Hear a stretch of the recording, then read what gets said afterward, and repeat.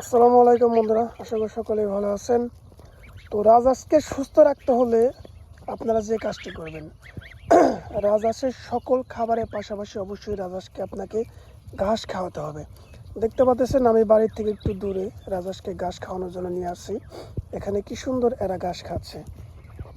তো রাজহাঁসকে সুস্থ রাখতে হলে সারাদিনে একবার হলেও এদেরকে ঘাস খাওয়াতে হবে, আর সেটা কমসে কম 1 থেকে 2 ঘন্টা সময় মতো এদেরকে ঘাস খেতে দিতে হবে।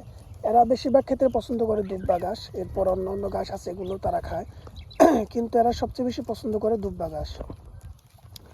তো আপনারা যারা রাজহাঁস পালন করবেন অবশ্যই এদেরকে একটু যত্ন করবেন, কারণ যত্ন করলে এরা আপনাকে ভালো কিছু দেবে। আর রাজহাঁস খাওয়াটা যত ভালো মেনটেন করবেন রাজহাঁস অনেক বড় হবে। খাওয়ার উপরে ডিপেন্ড করে রাজহাঁস বড় হয়। অনেকে বলে জাতের উপরে ডিপেন্ড করে বড় হয়, কিন্তু এই জিনিসটা আমি সঠিক জানি না বা জিনিসটা সঠিকভাবে বিশ্বাসও করি না।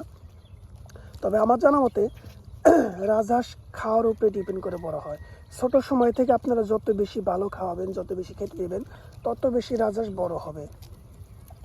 তা আমি এদেরকে প্রয়োজন মোতাবেক এদেরকে খাওয়াচ্ছি, এবং কি এদের যে ভিটামিনগুলো আছে সেগুলো দেওয়ার চেষ্টা করি। এবং ঘাস ঘাস তো পুরোপুরি বলতে গেলে সবসময় এরা এদের মন ইচ্ছা মতো খায়, কারণ এদেরকে আমি ছেড়ে দিয়ে রাখি। এরা আমার বাগানে গিয়ে ইচ্ছা মতো ঘাস খায়। তো এদেরকে ঘাস খাওয়ালে এরা বেশি সুস্থ থাকে। বিশেষ এবং মেন কথা হচ্ছে, রাজহাঁসকে সুস্থ রাখতে হলে অবশ্যই এনাদেরকে ঘাস খেতে দিতে হবে। ঘাস যত বেশি খাবে এরা তত সুস্থ থাকবে, কারণ আপনারা জানেন যে রাজহাঁস ঘাসের পাগল।